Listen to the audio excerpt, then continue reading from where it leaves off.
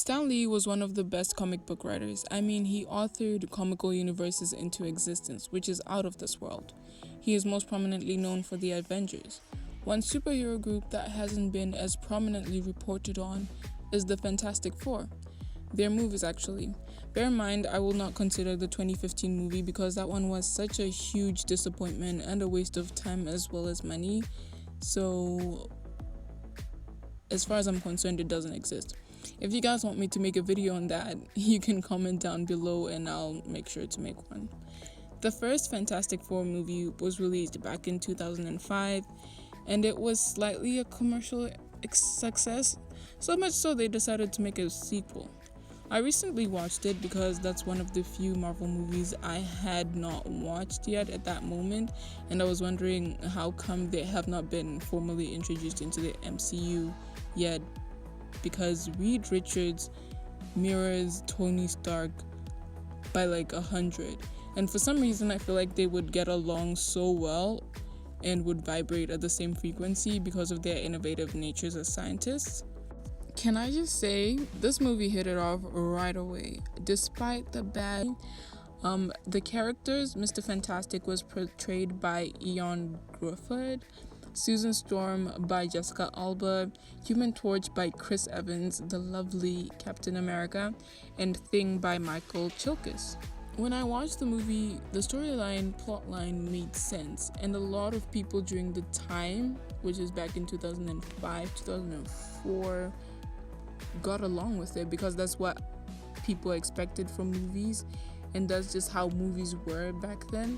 It just made a lot of sense, although it was fictional, which is that these four individuals gain powers after Victor and all that, which is why he is stretchy and elastic. The story plays out well and it's quite comedic while delivering what's expected of it.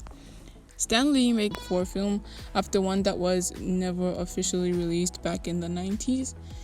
I would definitely advise you to watch it if you haven't, and when you do, don't have any high expectations. Just watch the movie for what it is so you can truly enjoy it. That was good and all until they decided to make a sequel, which is where it all went downhill. Fantastic Four: Rise of the Silver Surfer. We continue on a journey with our four heroes. The villain reprises as well for some reason. The movie is updated just like their characters. The technology and everything is more pleasing to the eye and really reflects the scientist that Reed, aka Mr. Fantastic, is. They introduce a new character who ends up being the hero of the whole movie because he talks to Susan Storm, who just tells him, you have a choice, everyone always has a choice, and something along that line, which is what leads to him saving the day. They did not do much hero work in this movie in my opinion, and the villain from the previous movie, he really does not play well into the story. He doesn't really need to be there. I mean, genuinely, this movie could have gone on well without his existence being present in this movie. So this movie went downhill quick. It really could have been a hit, and it had such an interesting plot line that could have led to us seeing the heroes at their fullest potential and observe some full-on character development right there, but it didn't. The only one who actually seemed to have developed any character was the Silver Surfer, who got some balls to go tell the Cloud that it has been bossing him around that he won't do it anymore. He won't let him keep on doing what he's doing. And that huge Cloud that wants to destroy the world, we don't get involved, introduced, or interact with it well. We're only told about it at the end of the movie when he comes and he's like, yum, I want to eat the world.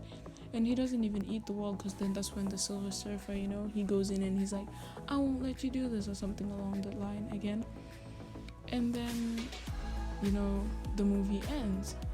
So the sequel is what ruined the chances of the Fantastic Four being as recognized as the Avengers are right now. Although they were planning to have a sequel to the sequel, this all ended because this movie didn't make as much money as the first one, although it did surpass the amount of money that was needed to make this movie, by the way. So that was a bit hectic. The lesson at the end of the day is that some movies aren't meant to have sequels, like at all, or reboots.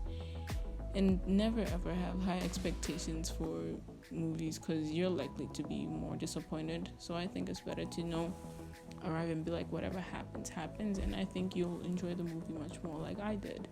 I feel like if someone who had expectations and was like, this was the Iron Man of that era, let me tell you, you're gonna be disappointed by like 100. Okay, that CGI storyline type stuff, okay. So I hope you guys enjoyed this video. Please do check out these two movies. I 100% advise you to check out Fantastic Four, the first one. The second one, you don't, and then the reboot. Don't look at that. Don't waste your time like that. You will need some milk afterwards. Otherwise, I hope you guys enjoyed this video. Please do like, comment, and subscribe. I really enjoyed making this video, and I will see you in another one. Peace.